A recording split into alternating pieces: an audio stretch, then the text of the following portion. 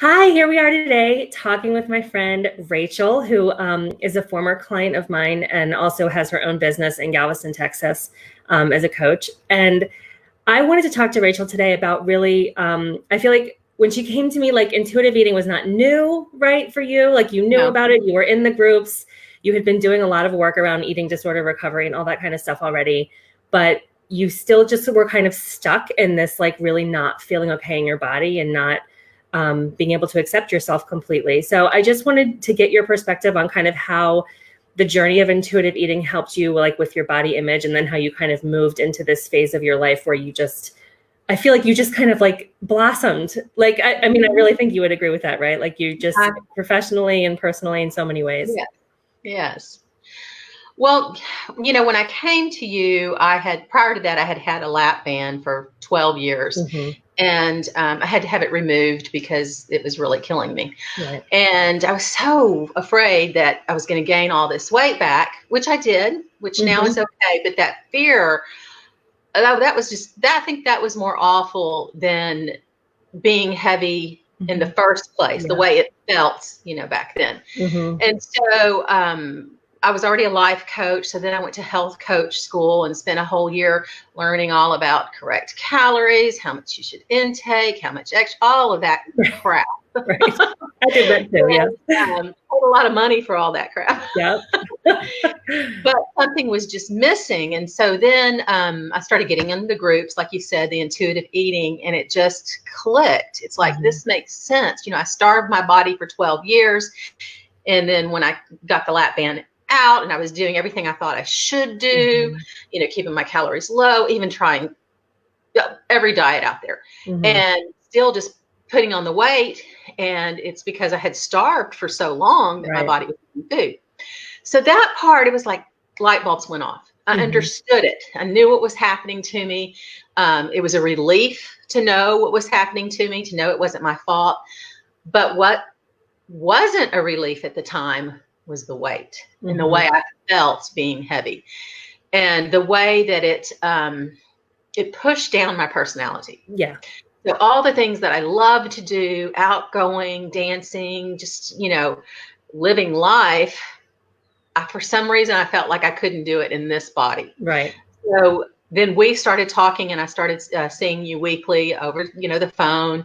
And I think what really helped and made the change was the hypnosis.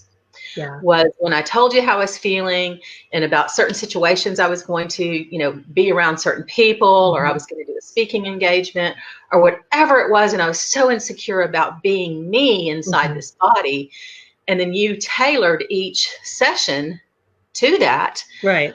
Um, it was so cool. The first time I remember, it was Mardi Gras, and I was so paranoid about being around all these people, and I can remember just dancing in the street and Yes, just, I remember. had my face painted, and I don't know, I probably had on a wig at the time, and I just felt like me again. Like, Mhm. I'm not going to hide under this anymore. Mhm. So that was a big turning point. And since then, when I walk into a room, I just walk into a room as me, Right. me. It doesn't matter what my body is. I am still, me. Mhm. So that was just life changing, I think, whenever I realized that I'm still me. It doesn't Yeah. matter. Yeah. So, yeah. Yeah, and I really felt that so strongly with you. It was like, it was just like this, you were just so restricted in some way. It was just like you couldn't allow yourself to be authentic because you Mm-mm. still had this idea that like, oh, I'm not allowed to be in this larger body. Like it's not okay for me to, be who I am in this larger body. And then all of a sudden it was just like this shift and you were like, "Oh my God, I can live exactly how I want to live and be exactly who I am, exactly as I am right now," and I can really see it. I can see it. Your Yeah, life has changed for real. it You know? has. Yeah. What I never could understand is I could look at other people in Hmm. larger bodies and Right. think, "Oh, that's such a beautiful woman." Right. You know, Look at her self-confidence. And I'm not talking just self-confidence because she was large, or, just that woman right there. She's so beautiful, and not even think about size. Just Hmm. think about that's, a beautiful being. Right. But I couldn't do that for myself. Right. but it was so easy to do it for others. And I kind of went back and I thought about my children. Mm-hmm. And when I look back, we were looking at pictures one day, and this is when I was thinner, but we were looking at pictures from when I was much, much larger. And I made some comment about, oh, look how fat I am, or something just awful. And my daughter said, Mom, I never saw you as fat. You're just my mom. Yeah. Yes. And it's like, I'm just me. Right. So through the eyes of a child, and sometimes children are just so honest, they can just blurt out anything. And so for her to say, I never saw you that way, not that that way is bad, but in that state, that time when I was looking at those pictures, that was so bad. It was just like, such an awful thing. And it's not, we're all different. And this is where I'm supposed to be right now in this moment, living in this body. And thank God I'm living in this body, because, there's a lot worse. Could be dead. Do you mind telling us a little bit about your experience with the lap band and, what you went through with that? You don't have to go into too much detail if you don't want to, but I just think that's such an important part of that disconnect between, wanting to be thin and literally having it almost kill you. It was just So, when I decided to get the lap band, of course I had gone down every road there was. And I remember going to the doctor, and my husband was not on board, and he went with me, but he was terrified. And I remember the doctor telling him it was a scare tactic. Well, do you want her to die of like high blood pressure? Giving all these awful things that supposedly happen to you if you are overweight. By the way, right now, when I go to the doctor, my labs are great. I'm not on blood pressure medicine anymore. Everything's great in this size. But anyway, it's kind of proved that doctor wrong. So, and I just really talked my husband into it. This is what I have to do. I have to do this. So I did it. And for the first several years, it worked, as in, getting me to lose weight. Right. But what it did is I didn't have to deal with anything around food emotionally. I didn't have to, eat intuitively at all. Right. Besides, there were certain things I could not eat because of the ban, things like broccoli, apples, things that I loved, I couldn't eat. And it's really funny because when the ban was out, the first food I binged on was apples. Right. I'm talking like I could not get enough apples. Yeah. But anyway, so I'm thinking, this is working. But then over the time, the ban had slipped. So the last 5 years, I had it for 12 years, and the last 5 years it had slipped. And so what that meant is every single thing I ate, it came back up. Mm-hmm. And I secretly would, like, when I would leave the table and say, I'm not sure if this is a burp or not, which I knew it wasn't going to be. And in my past life, I was a binge and purger. So I knew what purging was. And in my mind, I actually liked that my body was making me purge and I wasn't purging. It was like, this feels good. This is familiar to me. This is, comfort. But so then it started where when I would go to sleep at night, it would come up and it would go down into my lungs. And there was one night where I ran to the bathroom. I'm gasping for air. I couldn't get anything in. It had gone into my lungs. It ended up causing an infection. And there was a fear of me just dying in my sleep. In my family, my sister and my husband were like, you got to have it out. And I'm like, no, right. I don't have it out. It was almost, I would rather be thin and vomiting constantly and sick than fat. Like being fat is just the most awful thing ever. Mm-hmm. So of course, when it came out and I gained weight, I felt like the most awful thing ever had happened to me. Mm-hmm. It was just, I can't believe I used to think that way, I know. Yeah. So, and I'm just so grateful I found you because, like I said, I went through the health coaching school and it just did nothing. I mean, it just enforced those rules that I wasn't good, that I wasn't perfect just the way I am, that, I needed to do these awful things. CrossFit. Oh my God.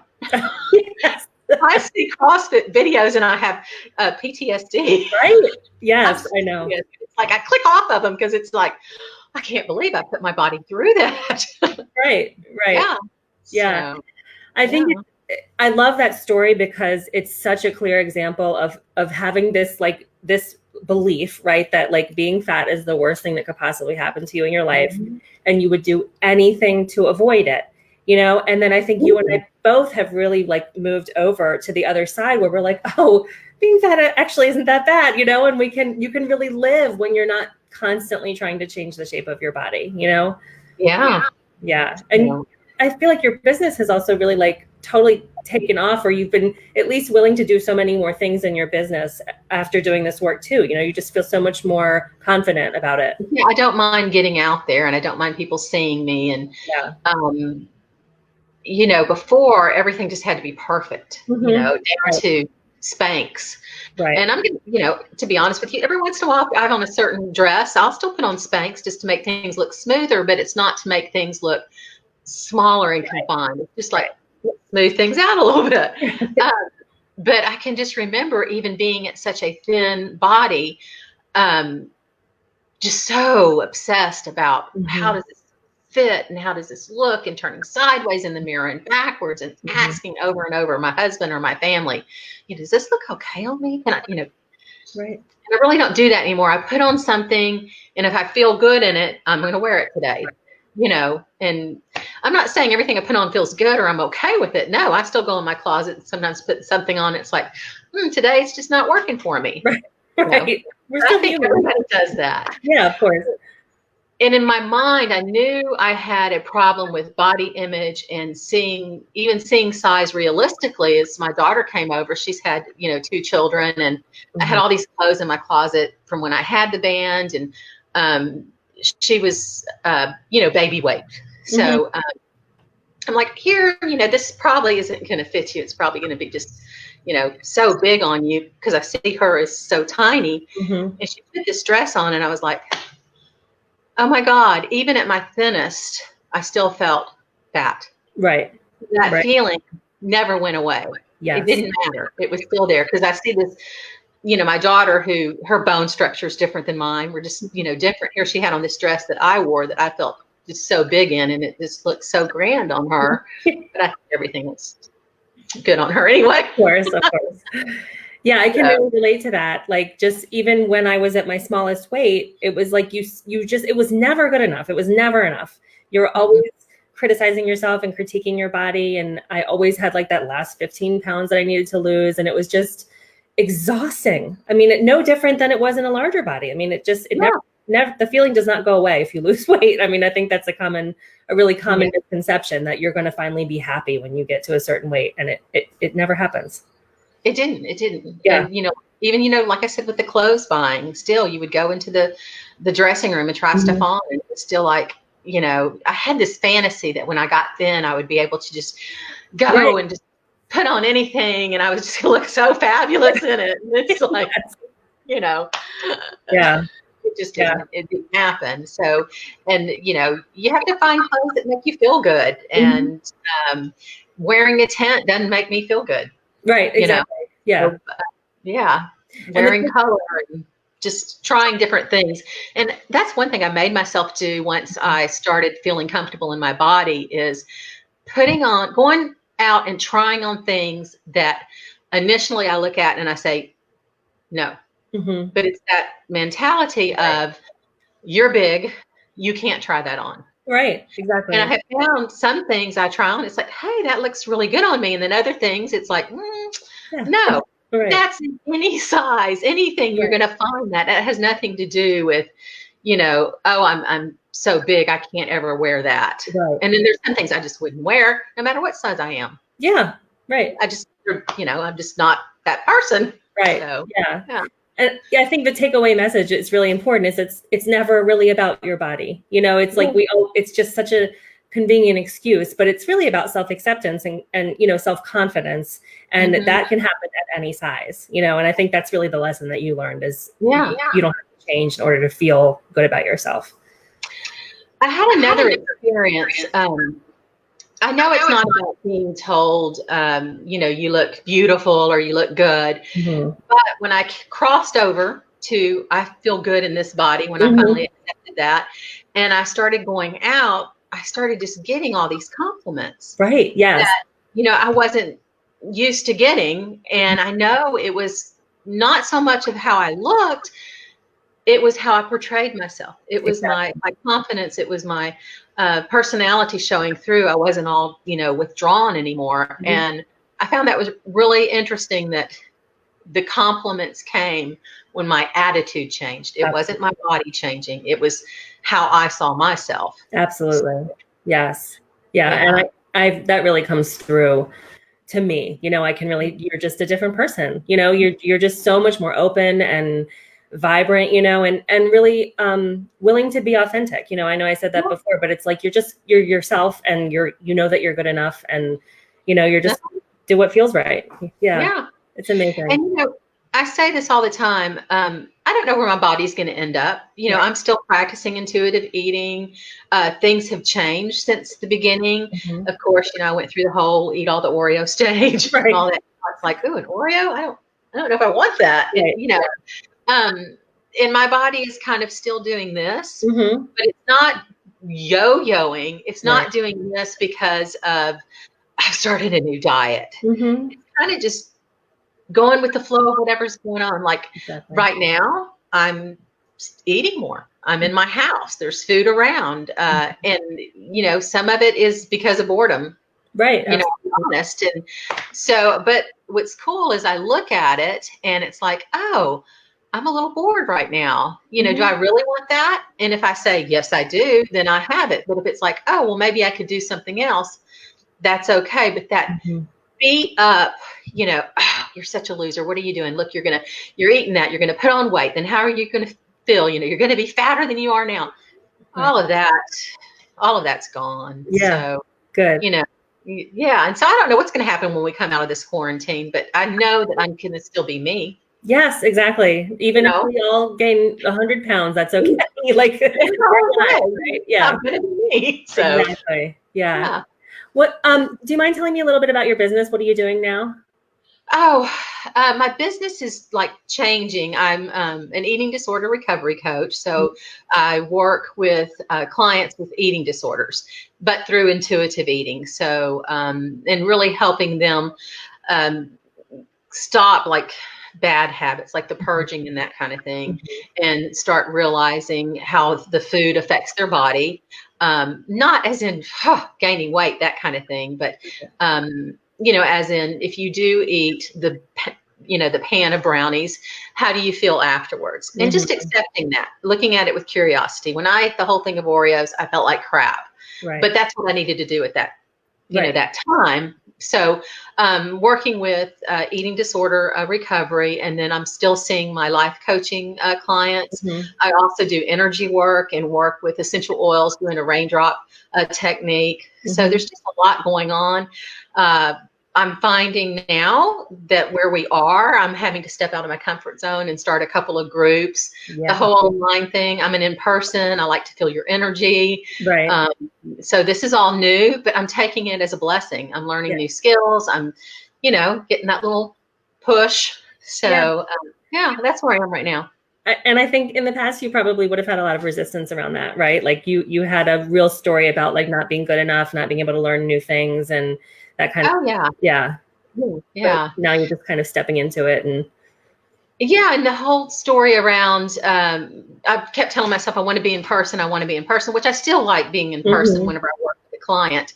But just learning this new skill of, getting out and being able to get out online and work with a group online, where before I never would have done that. It's like, I don't want to do that. Well, here I'm learning this, and this, it's okay. It's good. Yeah. So, it's learning that every situation has its good points. You just have to look for it, Exactly. Yeah. So, yeah, there's a lot of good coming out of the situation, whether or not people are ready to see it yet, but there's so much good stuff happening right now. Yeah. Well, thank you so much for chatting with me today. I really miss you. We haven't talked in a long time. I know. It's been nice. And thank you so much. No problem. I really appreciate it. I appreciate this, and I appreciate all you've done for me, to get to this stage where I am right now, comfortable speaking in front of I don't know how many people, but yeah. It's such a change. I mean, I can't say that enough. Like you are just a different person now than you were probably what, a year and a half ago? Maybe? Probably, yeah, about a year and a half ago. Yeah. Yeah. Well, congratulations. You're just doing great. Thank you. All right. I'm going to end the live now. Okay.